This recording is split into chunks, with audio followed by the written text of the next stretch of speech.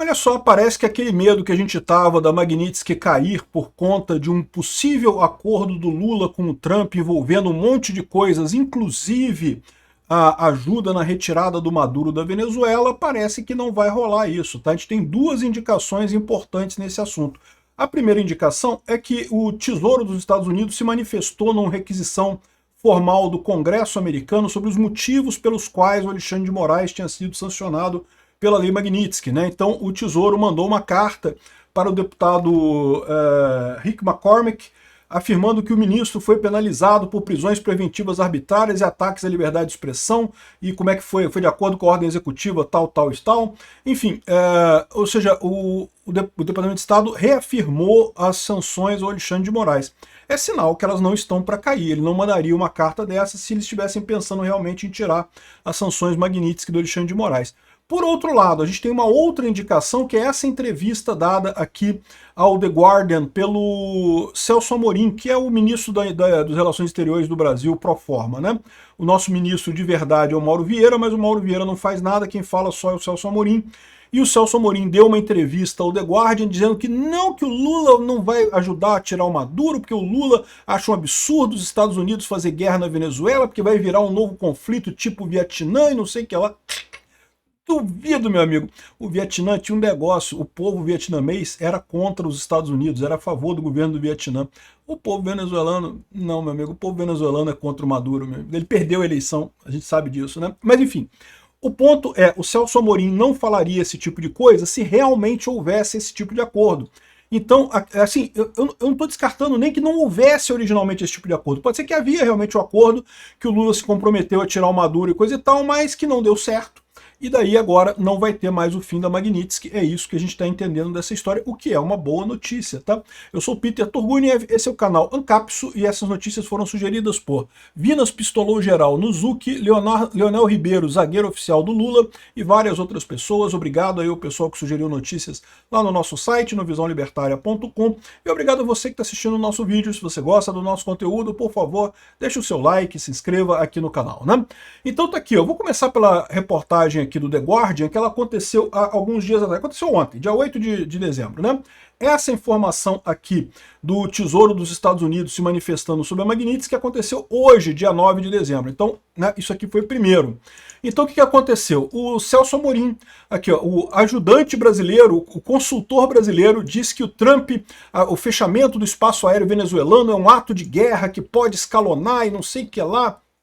Uma invasão americana na Venezuela pode jogar a América do Sul em um conflito tipo Vietnã e não sei o que lá, que disse o chefe da política, o conselheiro de política, o Celso Amorim, vocês sabem quem é o Celso Amorim, o idiota do Celso Amorim, né? Ou seja, ele está falando aqui que o governo brasileiro jamais iria ajudar os Estados Unidos a tirar o Maduro do poder, que não cabe a isso, e se tiver uma invasão vai acontecer um estilo Vietnã e não sei o quê.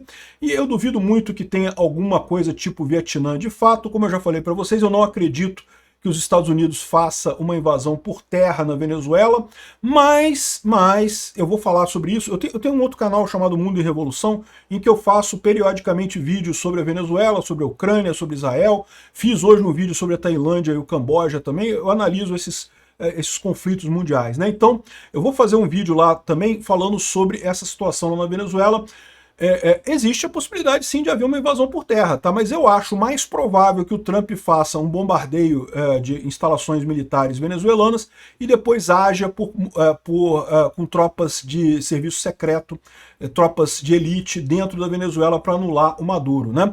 Agora, eu tenho outro temor que eu vou falar para vocês depois, que na verdade esse acordo que muita gente estava falando que seria um acordo do Trump com o Lula, em que o Lula se comprometeria a tirar o Maduro do poder, na verdade existe a possibilidade disso ser um acordo, na verdade, do Trump com o Putin.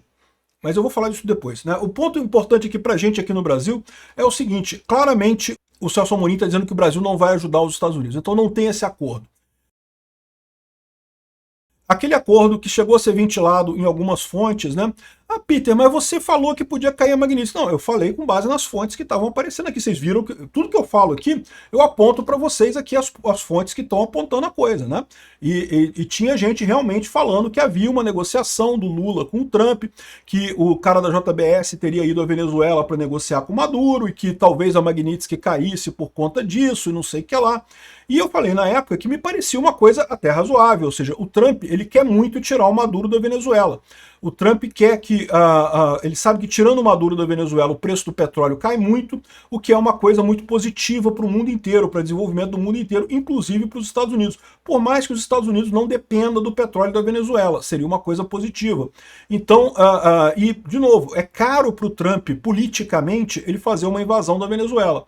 Se o Lula consegue resolver isso, consegue enganar o Maduro e tirar o Maduro do poder, fazer alguma coisa assim, o Trump estaria realmente muito satisfeito com o Lula, né? Só que o problema é que o Lula também não ia conseguir isso, né? Eu acho que foi muito mais uma lorota que o Lula contou. O Lula esperava que talvez o Trump tirasse a Lei Magnitsky antes, na promessa de que ele iria tirar o Maduro depois. Mas aí o Trump falou, não, peraí, primeiro tira o Maduro. Você tirando o Maduro, eu tiro o Magnitsky. E o Lula não conseguiu tirar o Maduro, né? O fato do Celso Amorim estar falando esse tipo de coisa aqui mostra que esse esforço do Brasil para tirar o Maduro, se existiu, se foi verdade em algum momento, deu errado e não vai acontecer mais. Então, menos um problema. E aí você tem essa outra notícia que saiu hoje, que o Tesouro dos Estados Unidos se manifestou sobre a Magnitsky de Moraes, né? O Congresso americano, vocês sabem, o Congresso lá faz esses questionamentos para o governo o tempo todo. O brasileiro deveria fazer também, né? Porque o Congresso brasileiro também tem a função de fiscalizar o funcionamento do executivo, né? Aqui também deveria ser assim, né? Mas o fato é que um congressista norte-americano, o Rick McCormick, pediu que o Departamento de Tesouro justificasse as punições ao Alexandre de Moraes, né? E o ponto relevante é que hoje, né, um dia depois dessa entrevista do Celso Amorim, o Scott Bessent, que é o representante lá do Departamento de Tesouro americano, ele respondeu ao Rick McCormick falando que o ministro foi penalizado por prisões preventivas arbitrárias, ataques à liberdade de expressão, a medida foi tomada em conformidade com a ordem executiva tal, tal e tal, que complementa a Lei Magnitsky Global de responsabilização por direitos humanos e coisa e tal e coisa e tal. Ou seja, o que acontece com essa história aqui? O que acontece nessa história é que se de fato houvesse uma negociação, se de fato estivesse para cair a Magnitsky, eles não responderiam essa carta, esperariam um pouco para poder já colocar uma justificativa para retirar a Magnitsky do Alexandre de Moraes. Como já responderam, o que eu concluo dessa história são duas coisas. Primeira coisa, ou nunca houve esse acordo do Brasil com os Estados Unidos da Magnitsky pelo Maduro, ou se houve, deu errado e os dois lados aqui estão dizendo que deu errado, que não vai rolar essa parada aqui, né? Então isso já está tranquilo para nós aqui no Brasil, é uma tranquilidade. A gente não sabe se outras negociações estão acontecendo que podem envolver outras sanções e outros tarifas, né? Ainda tem tarifas sobre produtos brasileiros lá nos Estados Unidos, talvez outras negociações estejam acontecendo, mas a gente não sabe realmente o que. O lado positivo é as sanções ao Alexandre de Moraes continuarem, porque, por exemplo, hoje a gente ficou sabendo que o Alexandre de Moraes ganhou 129 milhões de reais de um contrato com o Banco Master, né? O Banco Master que deu um golpe aí no Fundo Garantidor de Crédito, um golpe grande nos investidores brasileiros no Fundo Garantidor de Crédito, e esse dinheiro, uma parte desse dinheiro foi parar nas contas do Alexandre de Moraes. Eu espero, na verdade, que os Estados Unidos façam coisas ainda mais pesadas em termos de Magnitsky para garantir realmente a punição efetiva do Alexandre de Moraes por aqui, né? Isso é uma notícia boa, isso é uma coisa positiva, que bom que a Magnitsky vai continuar, não há previsão da Magnitsky cair. Agora, existe um outro fator que o pessoal tem comentado, né, principalmente o pessoal que fala sobre a guerra da Ucrânia e da Rússia, que tem a ver com a pressa que o Trump está para que o Zelensky aceite um acordo de paz. Para quem não sabe o que está acontecendo, a guerra da Ucrânia segue acontecendo, mas o Trump, junto com o Putin, fizeram um acordo de paz que é basicamente uma rendição da Ucrânia, um acordo que a Ucrânia não vai aceitar de forma nenhuma. A Ucrânia teria que ceder territórios que a Rússia sequer conquistou, como o Donbás, em troca de concessões da Rússia mínimas, e ainda teria limitação do exército ucraniano no futuro, teria limitação de um monte de coisa no futuro, não poderia entrar para a OTAN, teria um monte de limitações no futuro, o que é um absurdo. A soberania da Ucrânia é do povo ucraniano, não tem esse negócio de aceitar coisa do Putin, né? Então o Zelensky não aceitou esse negócio, e o Trump ficou muito chateado. O Trump tá chateado pra caralho, tá muito chateado que o Zelensky não aceitou essa proposta. Mais do que isso, o Trump tá forçando o Zelensky a aceitar essa proposta a qualquer custo, né? Aqui, ó, Trump diz que o Zelensky tem que começar a aceitar as coisas, ele tá perdendo. Tá perdendo onde, Trump? O Putin teve a bunda chutada desde março de 2022. Ah, porque ganhou uma cidadezinha pequenininha de 15 mil habitantes lá, não sei o que lá. Pô, que se importa com isso? A Ucrânia tá segurando o que a Rússia dizia ser o segundo maior exército do mundo. E o segundo maior exército do mundo tá no moedor de carne que tá morrendo russo todo dia em quantidades industriais lá na Ucrânia. A Rússia tá perdendo essa guerra, não a Ucrânia, né? Mas por que o Trump está querendo tanto que o Zelensky aceite isso daí? E algumas pessoas têm comentado que a chave pode ser a Venezuela. Que, na verdade, esse acordo de Maduro, que seria, né, Maduro pela Magnitsky com o Brasil, na verdade é a Ucrânia pela Venezuela com a Rússia, né?